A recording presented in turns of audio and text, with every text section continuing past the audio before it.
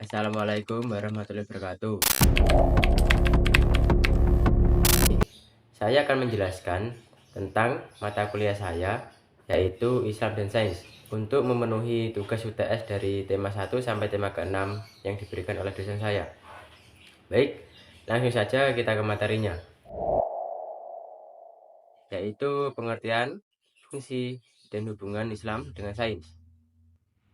Apa sih sains itu? Sains berasal dari bahasa Latin, yaitu scientia, yang artinya adalah pengetahuan. Sedangkan sains menurut istilah dapat diartikan sebagai keutamaan dalam mencari kebenaran.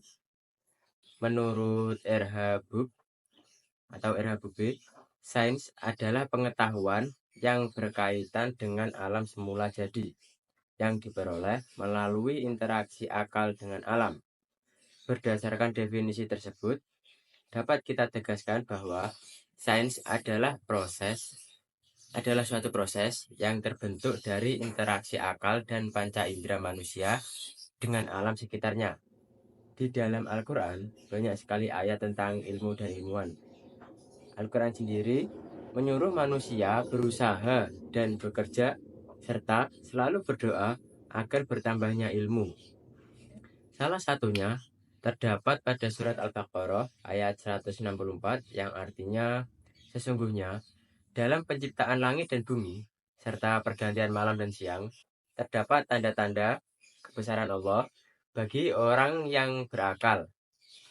Oleh karena itu, sains dalam Islam dilihat sebagai cara untuk memahami tanda-tanda kebesaran Allah. Sains Islam didasari oleh keyakinan bahwa Allah Subhanahu wa Ta'ala adalah pencipta alam semesta dan segala isinya. Kemudian, untuk fungsinya, ilmu pengetahuan dalam pandangan Islam memiliki banyak fungsi, tergantung dari manusia yang menggunakannya sendiri. Oleh karena itu, pada hakikatnya ilmu dalam kurung ilmu alam atau sains tadi, itu dari segi objeknya adalah netral, tergantung kepada manusia yang menggunakannya. Beberapa fungsi yang bisa saya sebutkan yaitu, yang pertama, ilmu alam berfungsi sebagai dasar bagi pengembangan teknologi. Yang kedua, ilmu alam berfungsi sebagai penjelasan atas segala hal yang terjadi. Yang ketiga, ilmu berfungsi sebagai cahaya kebenaran. Yang keempat, ilmu berfungsi sebagai alat untuk meningkatkan kualitas hidup manusia. Yang kelima, ilmu berfungsi sebagai alat untuk meningkatkan harkat dan martabat. Lalu, apa sih hubungannya Islam dan sains? Islam sains secara khusus dapat didefinisikan sebagai aktivitas saintifik atau ilmiah yang memiliki dasar atau berpedoman pada Islamic worldview, atau dalam kurung yaitu penggunaan konsep natural secara Islami, dan merupakan pengejawentahan.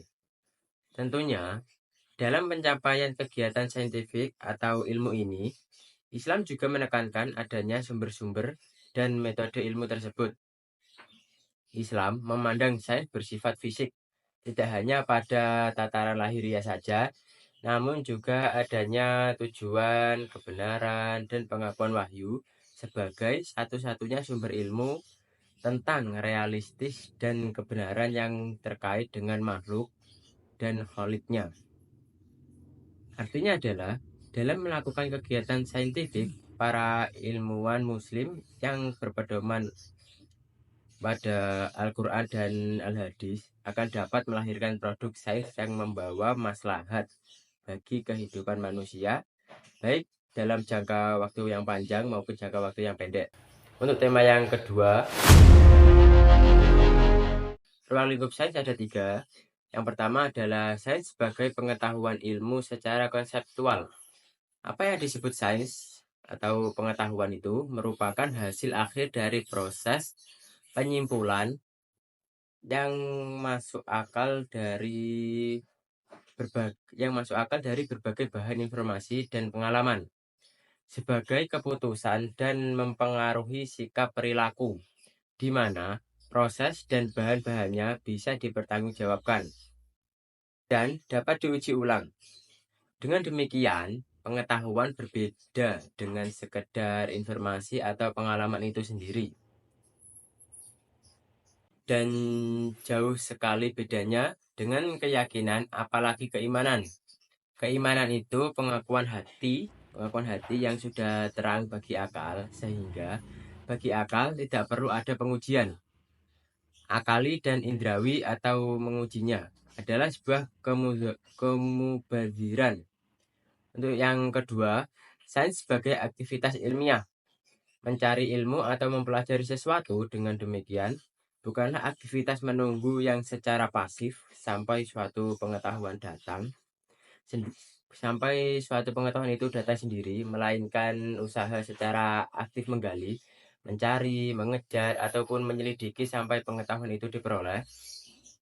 Dengan begitu, sebagai aktivitas ilmiah, sains dapat berwujud penelaah atau dalam kurung juga studi, penyelidikan atau inquiry, usaha menemukan atau attempt to find, atau pencairan dalam tanda kurung juga search, yang pada kenyataannya dapat dilakukan berulang kali, maka disebut research atau penelitian. Untuk ruang lingkup yang ketiga, sains sebagai disiplin ilmu. Dalam pengertian umum, sains adalah representasi realitas oleh ilmuwan dengan menggunakan metodologi dan ukuran validitas yang dipertanggungjawabkan secara ilmiah. Kemudian untuk klasifikasi sains, ada yang pertama ilmu matematika. Ilmu matematika menyelidiki hubungan antara hal-hal yang dapat diukur untuk dikuantifikasi, baik dalam bentuk nyata maupun abstrak. Yang kedua, ilmu fisika. Ilmu fisika menyelidiki sifat dan perilaku materi dan energi pada rentang, ukuran, dan skala yang luas. Dalam fisika itu sendiri, para ilmuwan mempelajari hubungan antara materi, energi, gaya, dan waktu untuk menjelaskan bagaimana faktor-faktor ini membentuk perilaku fisik alam semesta. Yang ketiga adalah ilmu bumi. Ilmu bumi mempelajari struktur dan komposisi planet kita dan proses fisik yang membantu membentuknya. Yang keempat adalah ilmu alam. Ilmu alam ini mencakup semua bidang studi yang berhubungan dengan makhluk hidup. Salah satunya adalah biologi, yang secara umum tentang asal-usul, perkembangan, struktur, fungsi evolusi, dan distribusi makhluk hidup. Dan yang kelima, ada ilmu sosial. Ilmu sosial merupakan ilmu yang mempelajari perilaku dan aktivitas manusia dalam kehidupan bersama. Dan klasifikasi yang terakhir adalah yang keenam, teknologi. Dalam teknologi ini, pengetahuan ilmiah diletakkan pada tujuan praktis. Pengetahuan ini terutama berasal dari matematika dan ilmu fisika, dan digunakan dalam merancang mesin, bahan, dan proses industri. Untuk selanjutnya adalah materi yang ketiga dan keempat, saya jadikan satu, yang menjelaskan tentang Islam dan sains. Yang pertama bersumber dari ayat-ayat Al-Quran. Terdapat setidaknya 800 ayat dalam Al-Quran yang membahas mengenai alam, pengetahuan sains, dan fenomena ilmiah. Jumlah ini terbilang sangat banyak, jumlah 800 tadi, terutama jika dibandingkan dengan ayat-ayat fikih yang hanya disebutkan sekitar 160 saja. 160 ayat. Beberapa contoh ayat Al-Quran tentang sains dan ilmiah yang bisa saya sebutkan terdapat 3 surat. Yang pertama adalah Quran surat Ar-Rahman ayat 120, dan yang kedua adalah Quran surat Al-Anbiya ayat 33, dan yang ketiga adalah Quran surat An-Nur ayat 39. Yang kedua bersumber dari hadis-hadis Nabi Shallallahu Alaihi Wasallam yang juga menjelaskan tentang sains.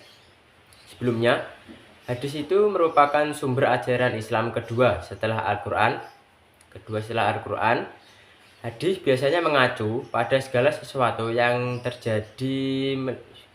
meliputi perkataan, perbuatan, ataupun penetapan yang berasal dari Rasulullah SAW. Berikut hadis yang menjelaskan tentang sains, yaitu ada 3. Hadis tentang pelipatan langit. Hadis ini diriwayatkan oleh Imam Muslim dalam Sahihnya. atau kitab Sifat Al-Qiyamah wal Al-Jannah wal Anar. Dengan redaksi, kami mendapat hadis ini dari Abu Bakar bin Abu Syaibah. Tuturnya, kami mendapat hadis dari Abu Usama, dari Umar bin Hamzah, dari Salim bin Abdullah. Tuturnya lagi, saya mendapat kabar dari Abdullah bin Umar yang mengatakan Rasulullah bersabda, pada hari kiamat kelak Allah akan melipat langit. Kemudian Allah mengambil langit tersebut dengan tangan kanannya. Kemudian berfirman, akulah sang raja, di manakah orang-orang yang angkuh? Tanya Allah. Di manakah orang-orang yang sombong? Lanjutnya. Setelah itu, Allah kemudian melipat bumi di tangan kirinya. Lantas berfirman, akulah sang raja, di manakah orang-orang yang angkuh? Di manakah orang-orang yang sombong? Itu tadi untuk hadis yang pertama. Dan untuk hadis yang kedua adalah hadis tentang bintang-bintang di langit. Hadis ini diriwayatkan oleh Imam Ahmad dalam musnadnya, juga diriwayatkan oleh Abu Ya'lam dalam musnadnya dari Salamah bin Al-Aqwa, dan dianggap hadis hasan oleh Asyuyuti. Hadis ini dilansir pula oleh Al-Minawi dalam kitabnya Faid Al-Qadir. Dalam hadis ini Rasulullah bersabda bahwa bintang-bintang adalah pengaman bagi bumi. Jadi, bintang mati, maka datanglah pada langit sesuatu yang mengancamnya. Kematian bintang yang dimaksud dalam hadis tadi merupakan memudar dan meredupnya sinar dari bintangnya sendiri. Adapun yang dimaksud adalah sesuatu yang mengancam langit merupakan terbuka, terpisah, terbagi, dan berubahnya langit menjadi sesuatu yang tidak beraturan, dipenuhi oleh kabut dan asap. Untuk hadis yang ketiga yang bisa saya sebutkan adalah hadis tentang fenomena hujan kasana hujan juga dapat dijumpai dari beberapa hadis. Namun fenomena alam ini tidak begitu banyak diungkapkan dalam hadis.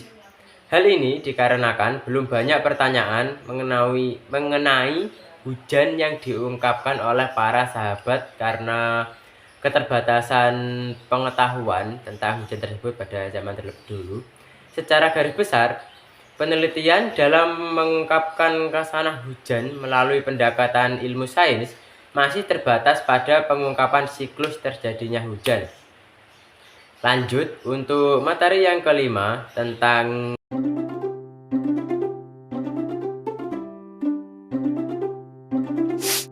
secara epistemologis, ada dua aliran filsafat yang mengkaji mengenai sumber munculnya ilmu pengetahuan dan menerangkan standar kebenaran yang ada di dalamnya. Kedua aliran tersebut ialah rasionalisme dan empirisme. Paham ini terkait pemeroleh ilmu yang dianggap benar, dan keduanya memiliki tokoh masing-masing dalam penyampaian argumen dasar untuk mempertahankan paham yang dianut itu. Untuk aliran yang pertama yaitu sumber pengetahuan dalam perspektif Islam. Sumber dari ilmu pengetahuan ini diuraikan oleh beberapa pakar ahli ilmu, di antaranya yang pertama adalah Usman Bakar dalam Classification dan Knowledge in Islam merumuskan pandangan Al-Farabi dalam kitab Ihsa' al-Ulum bahwa ilmu dibagi menjadi lima, yaitu yang pertama adalah sains matematik yang terdiri dari aritmatik, geometri, astronomi, dan musik. Yang kedua adalah sains fisik, adalah cabang sains yang mempelajari mengenai benda tak hidup dan mempelajari bagaimana cara kerja dalam alam semesta yang dapat terdiri dari zat, gerak, cahaya, dan juga bunyi. Untuk yang ketiga adalah metafisik dan penggunaan dari pecahan-pecahannya.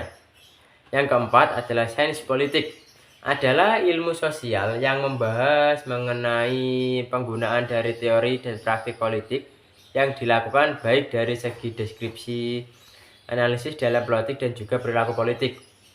Dan untuk yang kelima, Sains atau falsafah undang-undang dan sains skolastik. Yang kedua, Ibnu Khaldun menyatakan bahwa beliau mengkategorikan ilmu yang menjadi tumpuan manusia itu kepada dua bagian, yaitu ilmu nakli dan ilmu akli. Ilmu nakli adalah ilmu nakli ini menurut Ibnu Khaldun dibagi menjadi dua bagian lagi, yaitu ilmu yang bersumberkan wahyu Al-Quran dan Al-Hadis, dan kemudian ilmu yang tidak bersumberkan wahyu seperti ada ilmu tafsir, ilmu qiraat, ilmu hadis, ilmu usul fikih, ilmu faraid, ilmu kalam, ilmu tasawuf, dan ilmu tafsir.